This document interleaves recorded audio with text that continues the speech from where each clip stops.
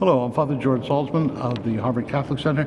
We're here in St. Paul's Church, and I'd like to reflect on the Gospel of this past week, the Fifth Sunday, with Christ with his disciples, and they had this great draft of fish, this great catch of fish that astounded them. Now, if you think of it, fishermen are realistic, hyper-realistic. They have to be downright skeptical. And so it is striking, the faith that overtakes them when they come to this great miracle and suddenly begin to have an inkling of who Christ is. And then there are much more to come after that, but it is the surprise of a lifetime, and as I say, many more to come. In our first reading this past week, we saw the prophet Isaiah, and Isaiah has this great experience in the temple of God's transcendence. And at the heart of religion is that sense of transcendence, and yet also we find in Isaiah that immanence, and we think of great God and little me. And so this is sort of at the heart of all religion, isn't it? The matter of realizing how great God is, and yet that great God has concern for me. And he's touched by that, and he's aware of his own sinfulness and shame, and but God doesn't let that become a boundary between them. And he purifies Isaiah. He's asked for someone to help to be a messenger, and Isaiah volunteers, send me. And that's what indeed comes to pass. He volunteers, and he becomes a prophet without peer, really, without peer. Peter, also we have here St. Peter with his keys, one silver one for earth, gold one for Rome. Peter denied Christ at his time of utmost need. He just before that, at the Last Supper, promised he would be with him through thick and thin.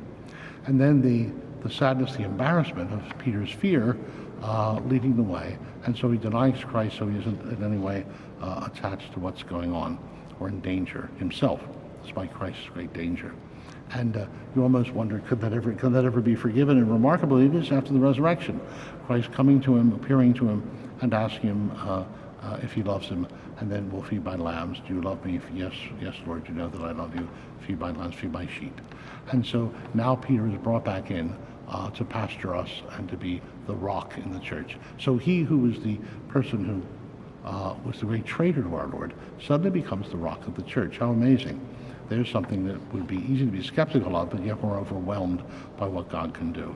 And then, of course, St. Paul, our patron St. Paul, the great persecutor of the church. He was going with these letters. He was going to bring Christians back in chains. This is not a helpful guy. This is not going to be healthy. And yet, having said that, how remarkable, he falls off his high horse. The scales fall from his eyes, phrases that have become proverbial in the conversion in his life to that of all of us. And he becomes the greatest missionary of the Christian church in its history.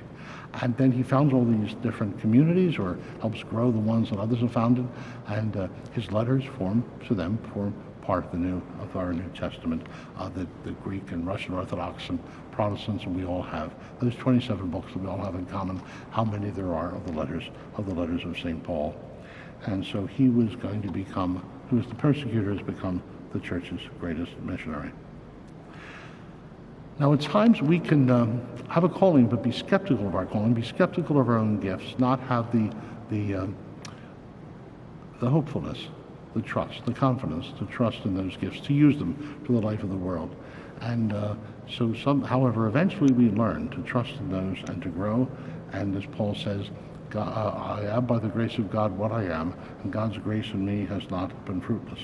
And then you begin to see, such as each of you here listening to this, and those who come to church during the week and on Sundays, we see people trusting, walking forward into the church and growing the church.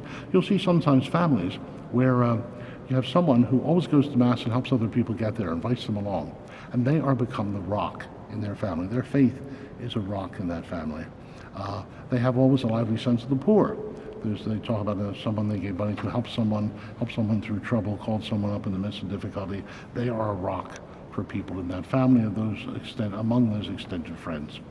And then, sort of in parallel with Paul, we can think of people who go out to those with particular difficulties, like in an extended family, cousins, aunt or uncle with a drinking problem or something. The family's in great trouble, the kids, and they get them out. They take them on to a walk. They take them to the museum, take them to the park.